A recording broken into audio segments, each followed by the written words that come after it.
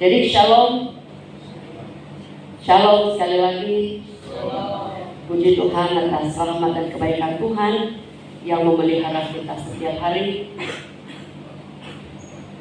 Hari ini bulan akhir, minggu terakhir, ujung April, 30 hari bulan April. Dan sepanjang bulan April kita punya tema di seluruh gereja PCS. Tema khotbah adalah Kristus Penyelamat. Nah, hari ini kita belajar tentang subtema daripada tema itu, yaitu peliharalah domba-dombaku, jagalah domba-dombaku. Peliharalah atau jagalah domba-dombaku, yang kita akan lihat bersama di dalam teks firman Tuhan Yohanes 21 ayat 15 sampai 22. Yohanes 21 ayat 15 sampai 22.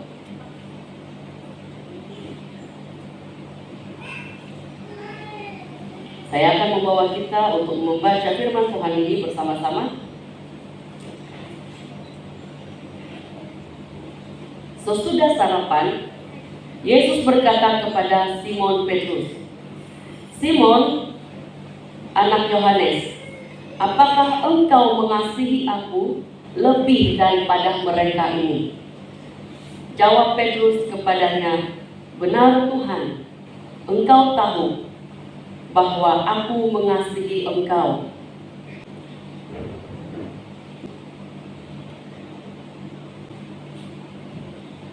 Kata Yesus kepadanya, "Gembalakanlah domba-dombaku." Kata Yesus pula kepadanya untuk kedua kalinya, "Simon, anak Yohanes, apakah engkau mengasihi aku?" Jawab Petrus kepadanya, "Benar Tuhan, engkau tahu bahwa aku mengasihi engkau." Kata Yesus kepadanya, "Gembalakanlah domba-dombaku." Kata Yesus kepadanya untuk ketiga kalinya, "Simon, anak Yohanes, apakah engkau mengasihi aku?" Maka sedih hati Petrus karena Yesus berkata untuk ketiga kalinya, "Apakah engkau mengasihi aku?" Dan ia berkata kepadanya, "Tuhan, engkau tahu segala sesuatu. Engkau tahu bahwa aku mengasihi engkau." Kata Yesus kepadanya, "Gembalakanlah domba-dombaku.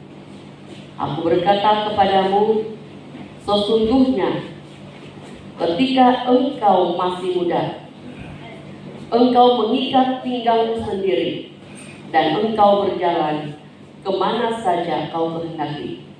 Tetapi jika engkau sudah menjadi tua, engkau akan mengulurkan tanganmu, dan orang lain akan mengikat engkau dan membawa engkau ke tempat yang tidak kau kehendaki."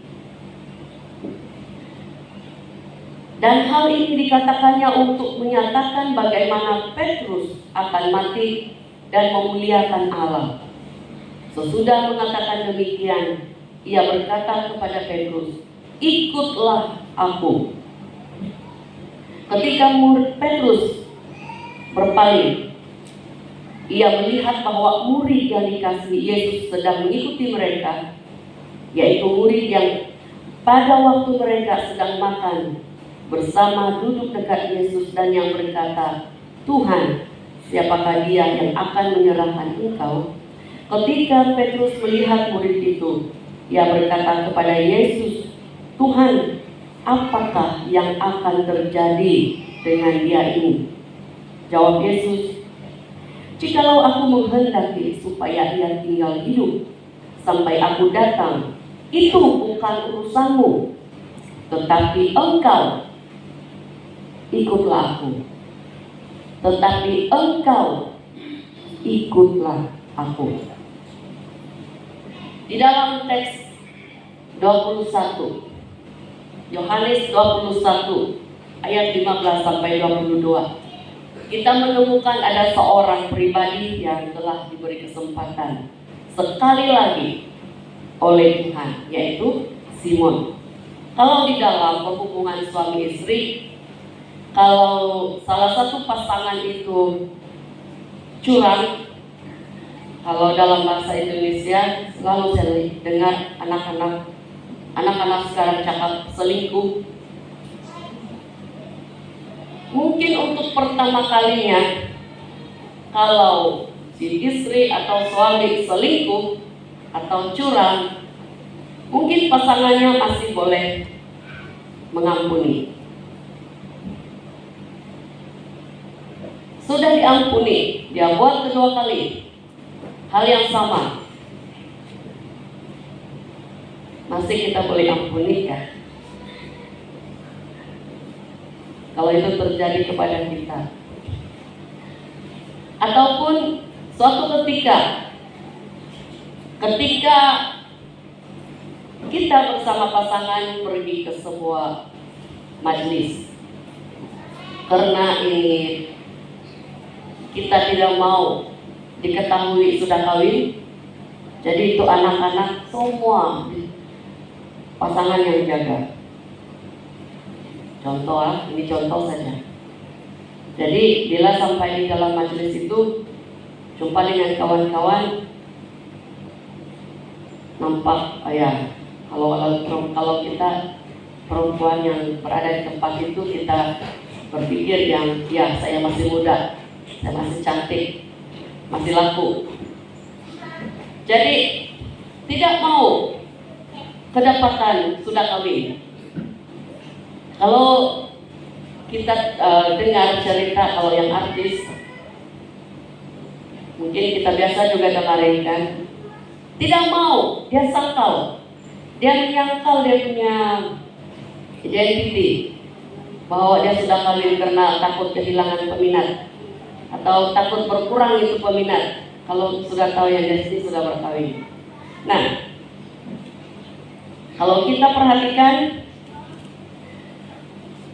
beberapa waktu sebelum peristiwa Yesus bertanya kepada Petrus, seperti mana yang kita baca dalam Yohanes 21 ayat 15 sampai 22 tadi, kita akan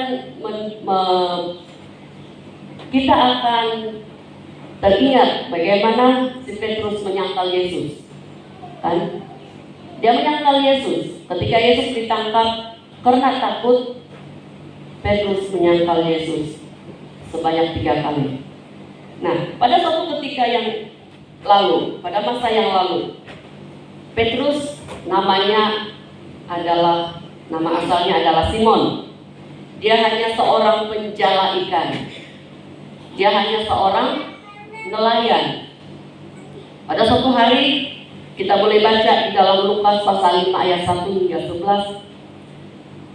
Petrus bersama dengan kawan-kawannya pergi menjala ikan. Sepanjang malam dia dan kawan-kawannya tidak berjaya menangkap walau 1 ekor pun ikan. Mereka tidak berjaya, sedangkan mereka adalah nelayan-nelayan yang pakar, yang sangat arif.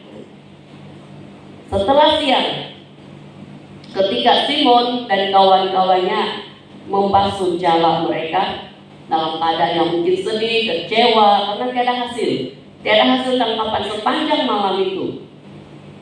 Ketika dalam keadaan seperti itu, dalam keadaan yang sedih, Yesus datang dan menghampiri mereka. Dan bukan sekadar Yesus datang mendekat kepada mereka, terutama kepada Petrus, Simon Petrus, Yesus naik di perahu si Petrus. Perahu yang sama yang digunakan oleh Yesus.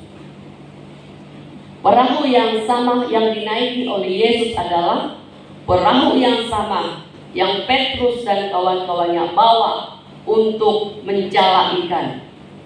perahu yang sama. Dan Yesus mengajar di situ. Setelah Yesus mengajar, dia berkata kepada Petrus, "Bertolaklah ke tempat yang dalam dan tebarkanlah jalamu untuk menangkap ikan." Apa jawaban si Simon? Apa jawaban Simon? Mungkin di dalam hati kecilnya, mungkin macam-macam yang dia mau cakap di dalam otak dia. Tapi yang keluar dari mulutnya ini saja, "Guru, telah sepanjang malam kami bekerja keras dan kami tidak menangkap apa-apa. Tetapi karena Engkau menyuruh, aku akan menebarkan jala juga." Nah, seperti yang saya katakan tadi, Simon seorang nelayan yang sangat arif dengan keadaan sungai. Dia tahu waktu-waktu yang tepat untuk mencala ikan. Saya tidak tahu di sini ada yang biasa memukul. Saya tidak pandai memundalo. Saya pernah coba tundalo pacik saya itu. Saya coba. Saya boleh hampir-hampir tepukan masuk dalam jalan. Saya tidak tahu. Jadi makan ikan sedikit-sedikit itu boleh, tapi menangkap ikan tidak boleh. Tapi Simon, dia tahu sangat bagaimana untuk mencela ikan. Dia tahu, dia arif tentang hal itu. Dan ketika itu Yesus, si anak tukang kayu, Yesus bukan nelayan.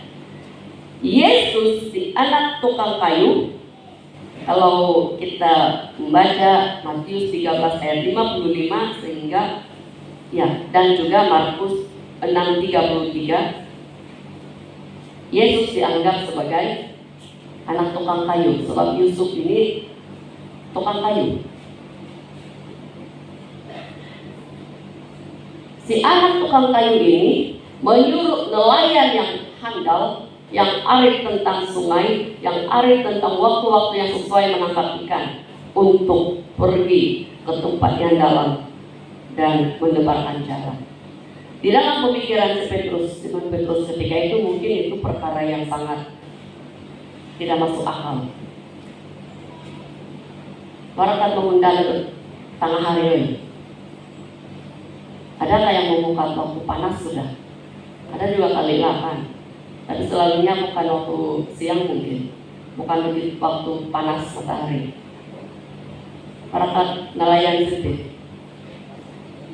Nah, tapi yang pasti Petrus dan kawan-kawannya sepanjang malam sudah mencela ikan.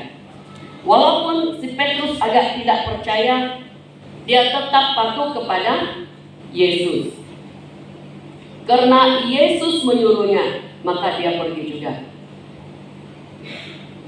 Simon dan kawan-kawannya sekali lagi pergi ke tempat yang dalam. Mungkin tempat yang sama mereka pergi semalam untuk menebarkan jala. Tapi kali ini ketika mereka menebarkan jala, mereka mendapat banyak sekali tangkapan, hasil tangkapan mereka. Tapi semalam sepanjang malam, berjam-jam, susah payah, tidak ada hasil apa-apa. Tapi ketika Yesus yang menyuruh dan mereka patuh dan mereka tebarkan jala di situ, dalam masa yang sekejap, bila mereka tarik itu jala, kami bilang tundalo. Mira dan ibu rumus tundalo kah? Bila orang tarik, mereka mendapat banyak sekali ikan. Nah, ketika melihat keadaan itu, Petrus tersungkur di depan Yesus dan dia menyadari. Dia berkata, "Tuhan, pergilah daripadaku. Aku ini seorang yang berdosa.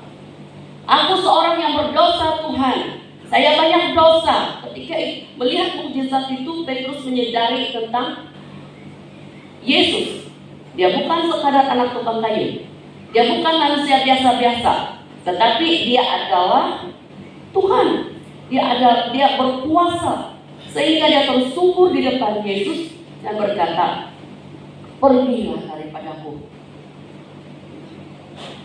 sebab aku ini orang yang berdosa. Apa yang Yesus katakan kepada Simon? Jangan takut, mulai dari sekarang engkau akan menjala manusia. Inilah titik permulaan Simon dipanggil oleh Tuhan. Dia dipanggil untuk menjala manusia. Dulu dia tangkap ikan. Sekarang Tuhan memanggil dia untuk menjala manusia. Menjala manusia maksudnya bukan begitu pukat, dikasih pukat orang. Peniko ya dinepo. Tapi maksudnya Petrus dipanggil oleh Tuhan untuk membawa sebanyak mungkin orang kepada Yesus. Nah, ada satu peristiwa lagi tentang Petrus. Seperti yang saya katakan tadi, dia adalah penjala manusia. Tuhan memberi dia panggilan. Tuhan memberi dia panggilan dari penjala ikan kepada penjala manusia. Itu suatu tugas, suatu panggilan untuk melayani bersama Yesus, mengabdi, melakukan pelayanan penginjilan. Nah, fase yang kedua, panggilan si Petrus. Panggilan Yesus terhadap Simon Petrus. Dalam Matius 16 ayat 15 hingga 17. Ketika Yesus bertanya, tetapi apa katamu, siapakah aku ini? Yesus tanya murid-murid dia, menurut kamu, aku ini siapa? Maka jawab Simon Petrus, engkau adalah Mesias, anak Allah yang hidup. Kata Yesus kepadanya, berbahagialah engkau Simon bin Yunus, sebab bukan manusia yang menyatakan itu kepadamu, melainkan Bapakku yang di surga. Dan aku pun berkata kepadamu, engkau adalah Petrus, dan di atas batu karang ini aku akan mendirikan jemaatku, dan alam maut tidak menguasainya. Yesus memberi nama baru kepada Simon. Di dalam bahasa Ibrani, Kefas. Kefas itu dalam bahasa Ibrani. Dalam bahasa Yunani, Petra, Petros, yang bermaksud batu. Jadi Yesus sekali lagi memberi amanah kepada Simon. Tadi apa? Penjala manusia yang membawa, itu panggilan untuk kita semua sebenarnya.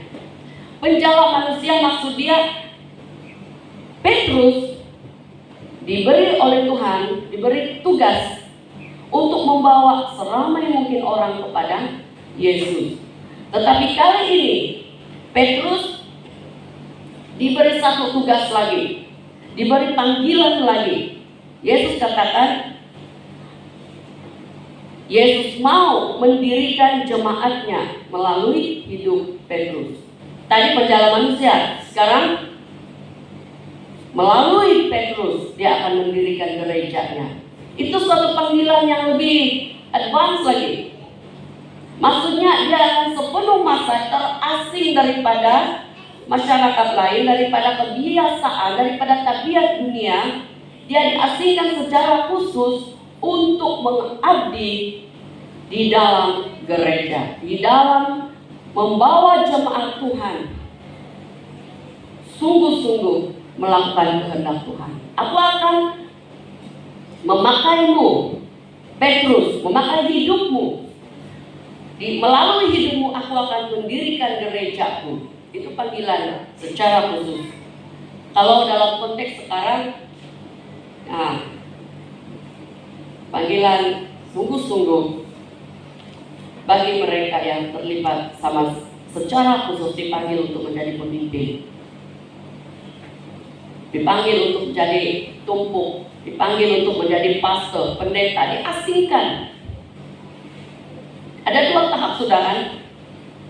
Jadi si Petrus dia diberi peluang, dia dipanggil oleh Tuhan secara khusus.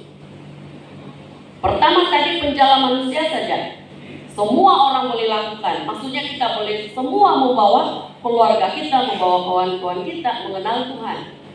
Tapi yang kedua, Bukan semua orang dipanggil untuk hal ini. Setiap orang ada panggilan dia. Tetapi di dalam hidup Petrus, secara khusus Tuhan mengasingkan dia. Bukan hanya penjala manusia, tetapi juga diasingkan untuk melakukan tugas yang besar di dalam pelayanan di gereja. Nah, itu panggilan yang kudus. Tapi seperti yang saya katakan di awal-awal tadi, kalau kita baca Yohanes 18 ayat 1 hingga 10, ketika Yesus ditangkap di Taman Getsemani. Ketika Yesus ditangkap di Taman Getsemani, apa yang berlaku ketika itu? Sebelum itu, Yesus membawa secara khusus semua muridnya, tapi secara khusus Yohanes, Yakobus, dan Petrus. Balik-balik Yesus suruh mereka berdoa. 3 kali Yesus 4 kali balik panggil dia orang. Yesus pergi menjauh sedikit dan dia berdoa. Dia balik, dia tengok Petrus masih lagi maruk-gorok sana. Yesus bilang, tidak kamu sanggup berjaga-jaga dengan aku 1 jam saja berdoa.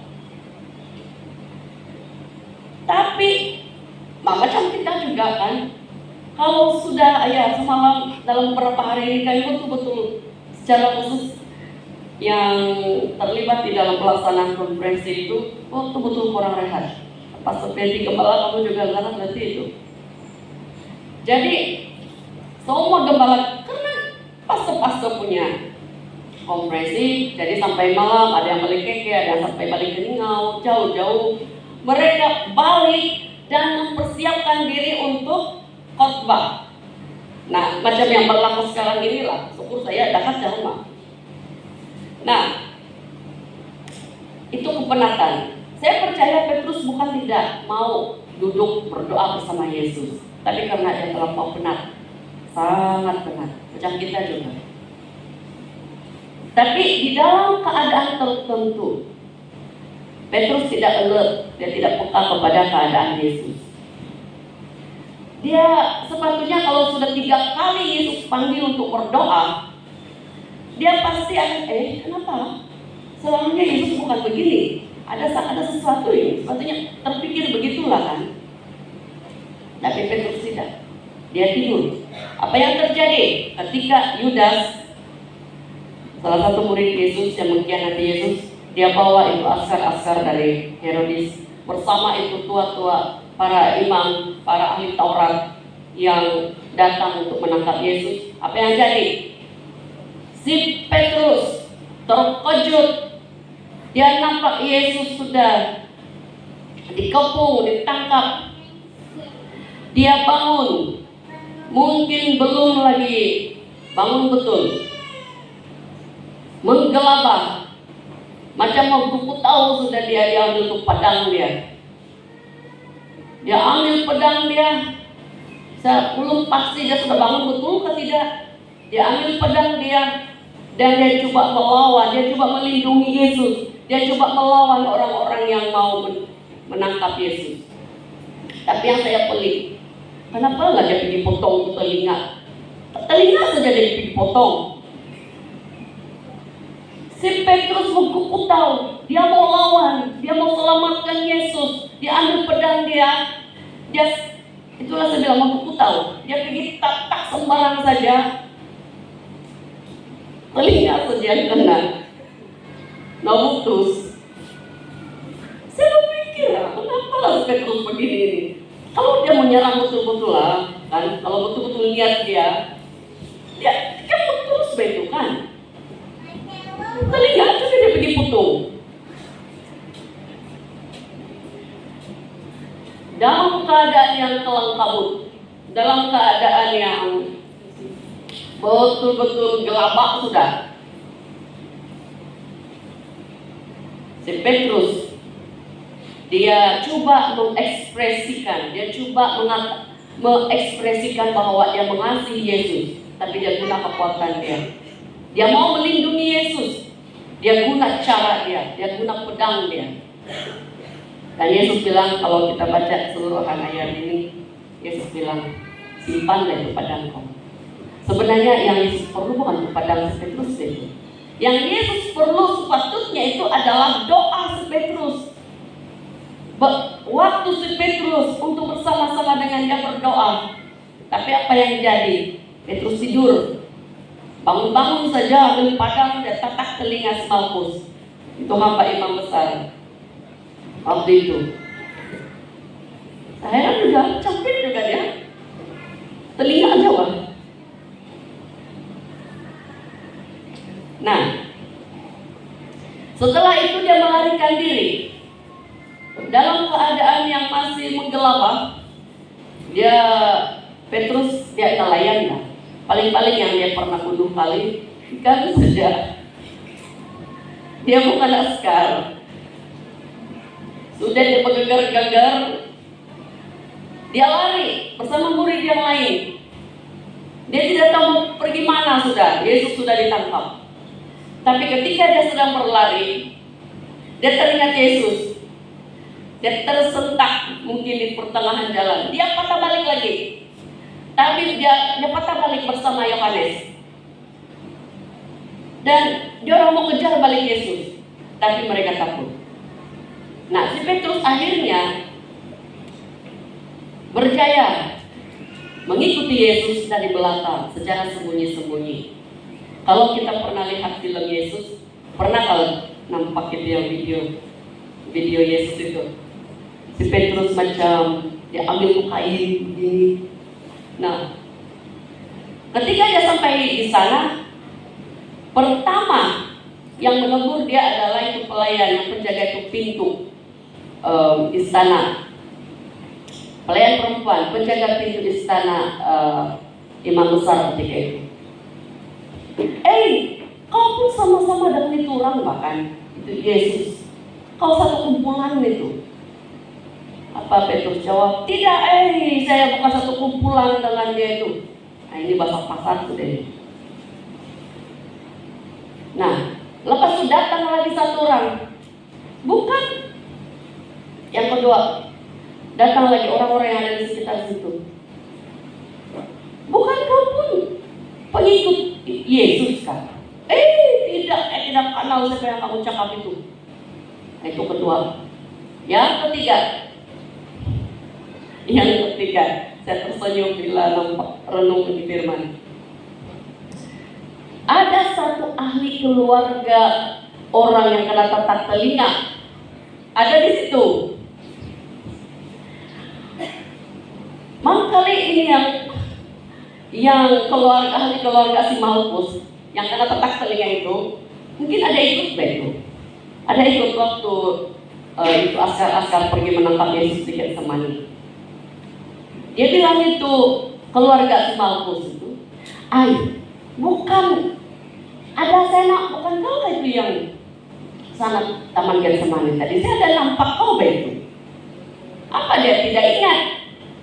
Kan Petrus tatak ke telinga si Malkus. Ahli keluarga si Malkus ada sana. Dia cek betul muka si Petrus. Apalagi si Petrus bergegar sudah kali lutut dia. Dia bersumpah sampai disebut dia bersumpah bahwa dia tidak kenal Yesus. Sudah tidak kenal Yesus. Yesus sana, dia dengar si Petrus. Dia dengar si Petrus begitu sungguh-sungguh menyangkal dia. Sedangkan malam itu tidak pun sampai 24 jam. Malam itu, perjamuan Yesus dengan murid-muridnya, Yesus sudah beri amaran bahwa Petrus akan menyangkal dia sebanyak 3 kali. Sebelum ayam berkokok, kau akan menyangkal aku sebanyak 3 kali. Jadi kalau di dalam film kita lihat kan, ketika ayam berkokok sudah, terus si Petrus teringat apa yang Yesus katakan pada malam itu. Dan Yesus memandang Petrus. Di dalam Alkitab juga disebut itu. Lalu Yesus memandang Petrus. Maksudnya dekat saja. Kalau kita di tempat Yesus, kalau kita apa? Yang kita kenal siapa juga orang itu? Itu kalau orang rumus bilang, ini Pak, sakit hati. Begitulah si Petrus. Tapi Yesus tidak seperti kita, dia mengasihi, dia memandang Petrus. Pandangan Yesus itu penuh dengan pandangan pengampunan. Nah, kita kembali kepada pembacaan tadi, Yohanes 21 ayat 15 hingga 22. Setelah kebangkitan Yesus dari kematian, sekali lagi dengan penuh rasa malu, penuh rasa menyesal, si Petrus datang kepada Yesus. Dia datang. Kali ini si penjala manusia ini dan si batu karang ini, kamu ingat tadi ada dua pasal panggilan si Petrus. Si penjala manusia ini, si batu karang ini yang telah menyangkal Yesus sebanyak 3 kali, yang suatu ketika dulu dipanggil untuk melayani Tuhan, mengikuti Yesus, dipanggil secara khusus untuk melakukan pekerjaan Tuhan. Si penjala manusia ini, si batu karang ini, selama 3 tahun bersama Yesus menyaksikan begitu berkuasanya Yesus melakukan mukjizat, mengalami banyak peristiwa bersama Yesus. Ujung-ujung dia menyangkal Yesus sebanyak 3 kali karena takut. Kini setelah kebangkitan Yesus, dia datang semula. Dia datang semula kepada Yesus.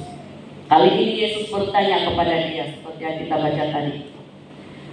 Yesus bertanya kepada dia, Simon anak Yohanes, apakah engkau mengasihi aku lebih daripada mereka ini? Maksudnya lebih daripada semua orang. Apakah engkau mengasihi aku? Termasuk diri kau sendiri. Apakah engkau mengasihi aku? Jadi Petrus jawab, benar Tuhan, engkau tahu bahwa aku mengasihi engkau. Lalu kata Yesus, gembalakanlah domba-dombaku. Gembalakan domba-dombaku. Jagalah, peliharalah domba-dombaku. Nah, saya tertarik betul dengan tajuk ini. Seperti yang saya katakan tadi, Petrus mengalami 2 fase panggilan. Panggilan yang pertama sebagai penjala manusia.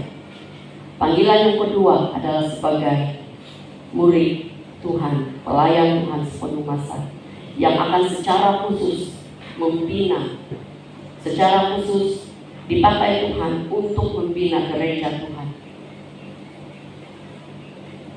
Sekarang Tuhan bertanya sekali lagi, apakah gembalakanlah domba-dombaku? Dia beri amanah itu sekali lagi. Nah, 3 kali si Petrus menyangkal. 3 kali juga Yesus bertanya, gembalakanlah domba-dombaku. Yang ketiga kali itu si Petrus sedih sudah. Yesus tidak percaya saya sudah kali ini. Saya sudah menyangkal dia. Apakah Yesus masih tidak lupa? Apakah Yesus masih mengingat, masih dendam sama saya? Kalau orang yang dalam hubungan, contoh dalam hubungan suami istri. Kalau macam yang saya cakap tadi, kalau salah satu pasangan itu curang atau selingkuh, dan dia datang kepada pasangannya meminta maaf, kau sayang saya betul-betul kah ini? Sayang bah. Tidak puas 1 kali tanya lagi, betulkah kau sayang saya?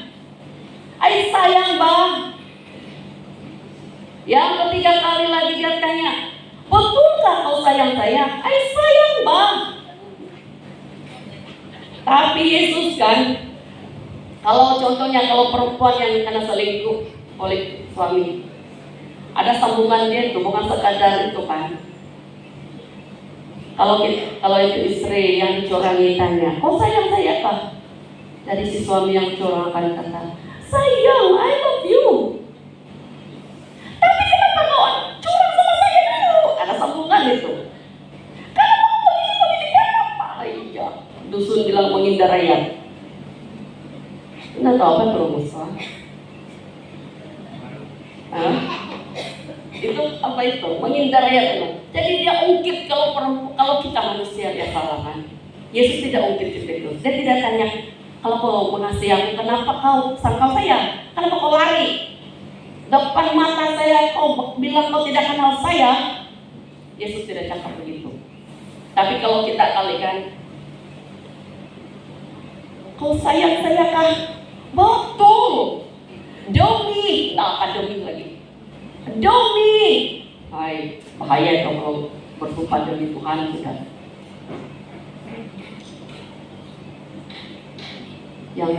Yang istri yang kena curang itu, nah kalau kau sayang kau tidak buat apa itu? Kau tidak tengok kau yang lain kalau kau sayang saya. Kau tidak layak itu. Ayah. Sekarang ini kan heboh itu. Apa penyakit dunia? Apa nama dia itu penyendol? Hah? Pelakor. Bebas itu sekarang kan? Itu artis-artis kita tuh. Nah, keluar masuk mahkamah belum selesai. Jadi yang tidak kaitan pun pergi juga sana menyibukkan. Nah, balik kepada pertanyaan Yesus sama Petrus. Yesus sana jawab begini, dia tidak cakap, dia tidak ungkit pun salah Petrus. Dia tidak ungkit toh. Kalau kita perempuan, ungkit toh kan? Datanglah yang lelaki, ungkit kan? Kau sayang saya atau tidak? Contoh lah, kalau kami suami istri contoh saja tidak pernah terjadi. Oh sayang saya apa? Sayang. Kenapa? Kalau kau sayang kenapa kau tidak masuk saya ke rumah temanku? Tiada tuh. Yesus tidak begitu. Dia beri peluang kepada Petrus sekali lagi. Kalau kau mengasihi aku, gembalakanlah domba-dombaku. Sekali lagi Yesus memberi peluang. Yesus mengembalikan semula amanat. Yesus mengembalikan semula panggilan yang telah pudar. Yesus mengembalikan semula semangat Petrus yang telah pudar. Dia memberi peluang demi peluang kepada si Petrus. Dia memberi peluang kedua kepada si Petrus.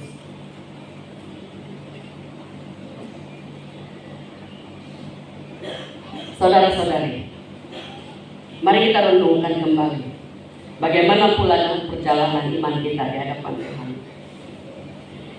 Mari kita pikir kembali bila waktu, bila masa kita begitu gairah, begitu semangat untuk mengikut Tuhan, percaya Tuhan. Kemarin yang lalu,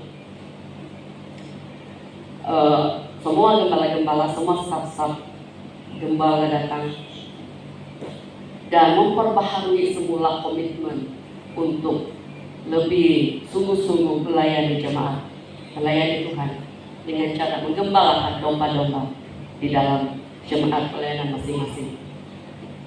Saya berpikir, sebab saya juga turut mau didoakan, saya datang untuk didoakan. Saya juga berpikir apa yang saya sudah buat selama ini. Apa saya sudah buat sebagai pelayan Tuhan? Saya tanya diri saya. Suatu ketika dulu begitu gairah, begitu semangat mau melayani Tuhan, begitu semangat nyanyi, saya mau iring Yesus, saya mau iring Yesus sampai selama-lamanya. Meskipun saya susah menderita dalam dunia, saya mau iring Yesus sampai selama-lamanya. Belum lagi menderita mau kena aniaya, baru baru menderita karena jatuh cinta dengan orang yang bukan seiman. Mama papa bilang jangan, dia tidak percaya Yesus. Menderita itu hati dia, menderita itu jiwa dia.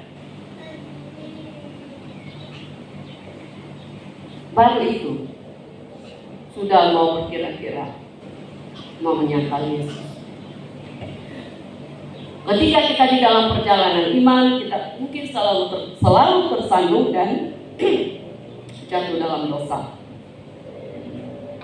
Kita tidak serius terhadap panggilan Tuhan dalam hidup kita. Semua kita ini dipanggil oleh Tuhan. Panggilan untuk menerima keselamatan dari Tuhan.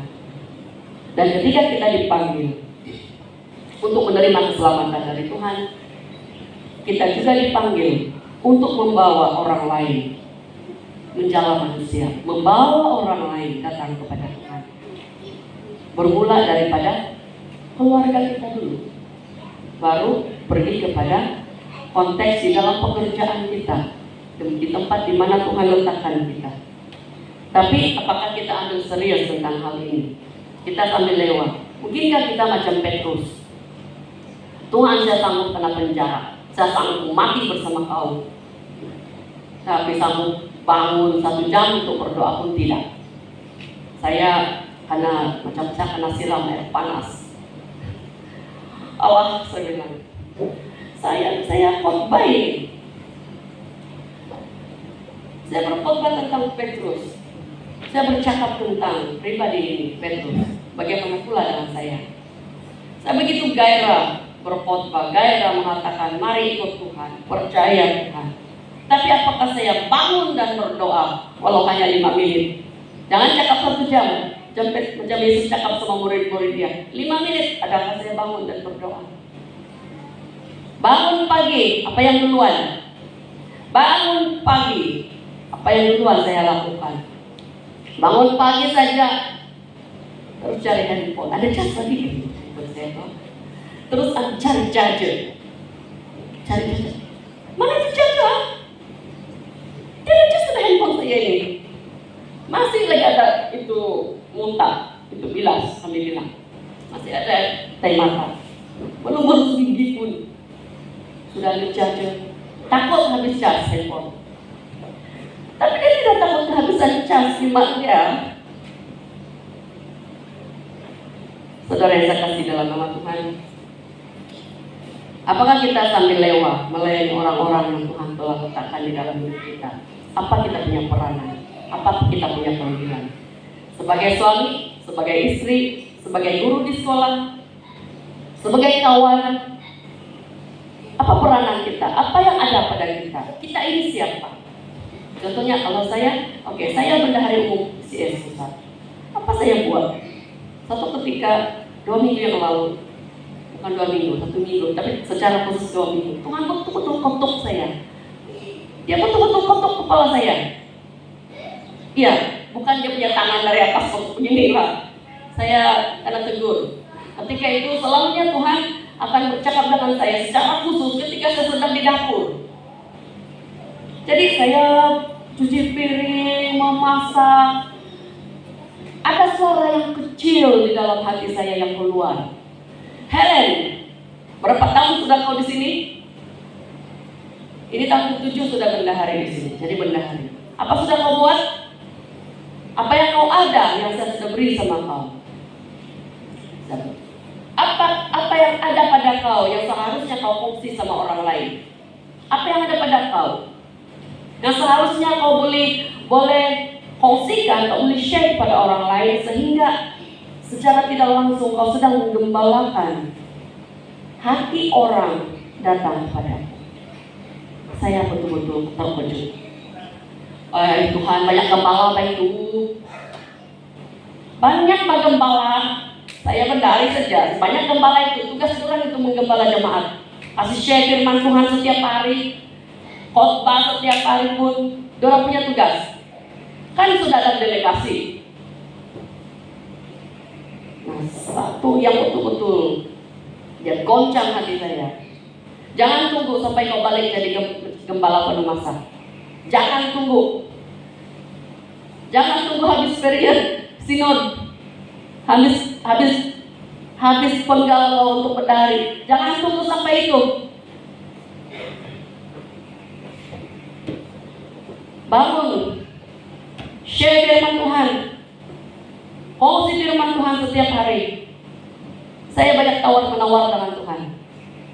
Tapi akhirnya saya surrender. Baik Tuhan, saya buat. Nah, saudara yang saya kasih dalam nama Tuhan, saya juga seorang ibu, saya seorang istri, saya juga seorang ibu. Apa sudah saya buat untuk anak-anak saya? Saya sibuk pelayanan sana sini, diri sendiri, anak-anak saya sendiri, saya tidak gembalakan. Saya sibuk khotbah, saya sibuk ajar orang lain, anak-anak, kena teriak-teriak. Ya fakir pada waktu di tanah. Tapi kalau di pengajian di gereja, ketika saya mengajar, macam ini sekarang, baru kesopanan pula. Saya ajar sekolah minggu. Di sini saya belum mengajar sekolah minggu. Kalau saya pergi mengajar sekolah minggu, penuh kesopanan pula. Anak-anak kata, oh tidak boleh begitu, tidak boleh begitu. Yesus tidak suka tuh sopan. Kalau itu anak-anak, saya banyak merenungkan hal ini. Tuhan bilang, jemaat, ya domba yang pertama Engkau beri kepada saya adalah anak-anak. Bagaimana saya sudah pelihara mereka? Oke, tiap hari, jam selalu begini. Oke, cepat kamu, cepat bangun, mandi, makan, mami khotbah ini, cepat kamu, mami pergi pelayanan ini. Mama, saya tersedar itu. Cepat sedia, tidak sedia cepat tinggal. Mami sibuk ini, mami khotbah firman Tuhan. Allah, mami khotbah. Tapi dalam keluarga saya sendiri, apakah saya menghidupkan khotbah itu di kalangan anak-anak saya? Saya biar, ini contoh. Oke, mami sibuk kan? Nah, handphone, sana kamu.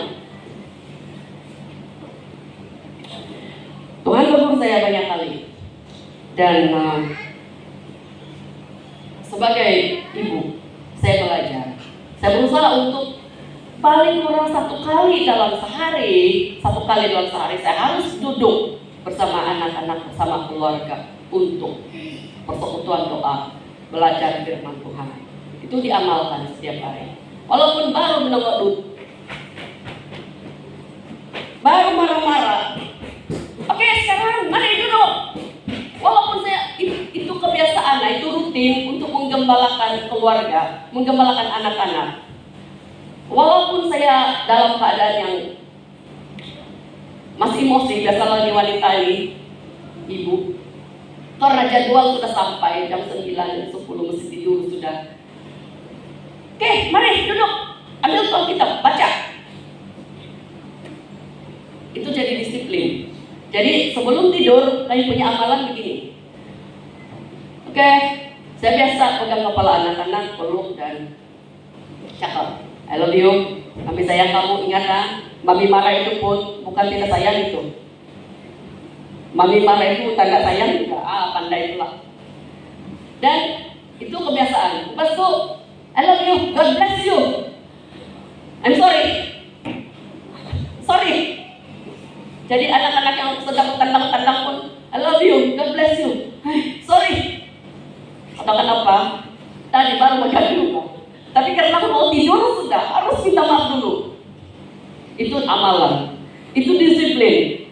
Dalam keadaan apapun boleh pakai, walaupun sedang marah pun, karena itu disiplin mengikat. Dia menjadi rutin, yang menjadi panduan, garis panduan setiap hari. Bagaimana kita menggembalakan keluarga kita? Bagaimana kita menggembalakan anak-anak kita, kawan-kawan kita? Di dalam gereja, Tuhan percayakan kepada kita pelayanan anak-anak, belia, orang dewasa. Apakah kita sudah bertanggung jawab untuk menggembalakan mereka? Pertanyaan ini sekali secara khusus ditanyakan kepada kami, para pelayan penuh masa yang Tuhan sudah angkat. Apakah kami sudah lakukan yang terbaik untuk jemaat yang Tuhan percayakan kepada kami? Nah, mari kita fokus kepada panggilan Tuhan dalam hidup kita, untuk menjadi pelayan Tuhan, untuk menjadi gembala dalam keluarga, gembala di dalam pekerjaan. Dan kalau yang gembala penuh masa, pelayan Tuhan penuh masa, yang maksud saya yang berada di yang bekerja secara penuh masa. Kita semua ini penuh masa, semua penuh masa bagi Tuhan. Tapi secara khusus, secara administrasi ada yang Tuhan angkat secara khusus. Itu persoalan sebenarnya, kembali dulu kepada kami. Mari kita menyibukkan diri untuk merenung keadaan kita, mengembalakan keluarga kita. Nah, ada satu benda yang saya tersenyum juga waktu saya baca ini.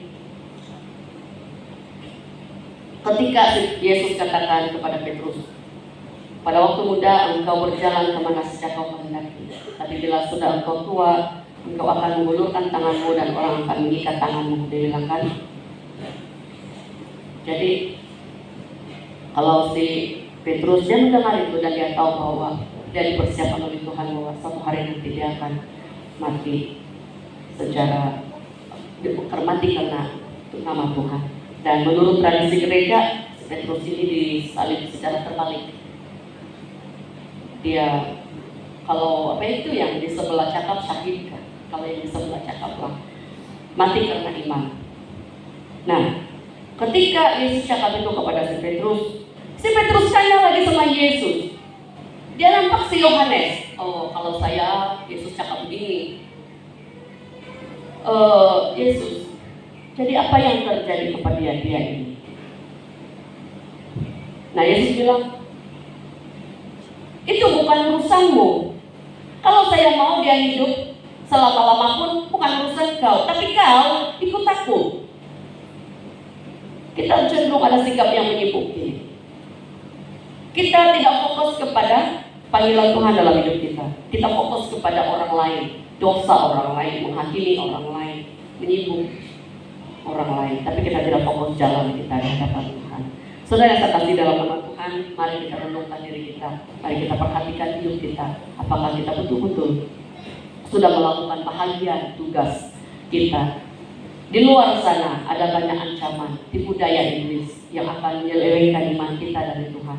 Tapi mari percaya Tuhan. Mari mainkan peranan kita secara khusus. Saya tidak tahu, kita tidak tahu berapa waktu lagi yang kita ada.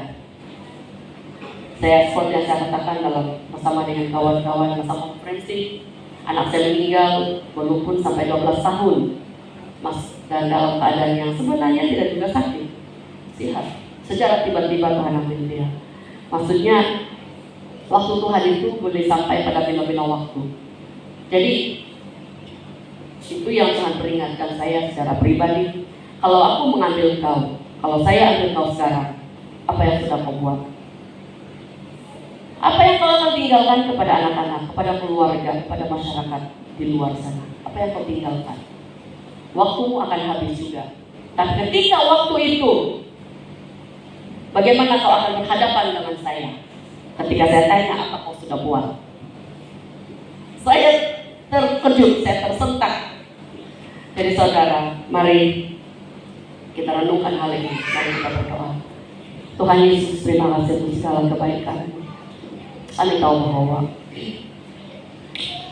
kami selalu cuai, selalu lalai dalam hidup kami. Kami sebagai ibu, sebagai bapak, sebagai kawan, sebagai senior di antara keluarga, di antara kawan-kawan kami. Apakah kami menunjukkan teladan yang baik? Apakah kami dapat memimpin hidup kami sendiri? Apakah kami dapat memimpin orang lain di sekitar kami, menggembalakan hati mereka untuk mengenal Tuhan, untuk sungguh-sungguh terpelihara daripada perkara-perkara yang jahat. Di dunia ini ada banyak penipuan Tuhan, ada banyak kejahatan yang coba untuk merampas iman kami. Peliharalah kami. Seperti Petrus, kami juga selalu jatuh dalam dosa. Tapi Engkau memberi peluang kedua, peluang demi peluang Engkau beri kepada kami.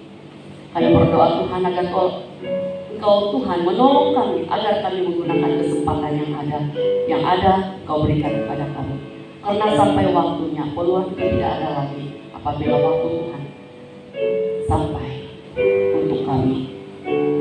Tuhan tolong kami. Kami mempercayai Engkau dengan sepenuh hati kami. Terima kasih Tuhan. Berkati gereja ini, berkati gembala kami, berkati pemimpin-pemimpin kami, berkati semua keluarga yang ada di sini. Mulai hari ini kami mau serius kalian Tuhan. Kami mau serius untuk melakukan peranan kami. Peranan kami sebagai ibu bapa, peranan kami sebagai kawan, sebagai sesama di antara kami. Melakukan sesuatu yang dapat memperluaskan Injil Kerajaan Allah. Terima kasih Tuhan. Hamba-Mu sudah akan berhenti berbicara sebentar lagi di tempat ini untuk penyampaian khotbah. Tapi saya berdoa agar Roh Kudus-Mu terus berbicara di dalam hati semua kami yang ada di sini.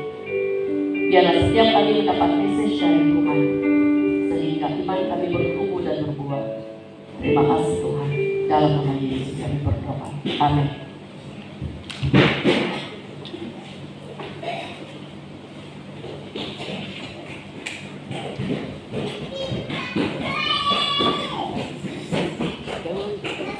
Kita keluar dulu, Bu.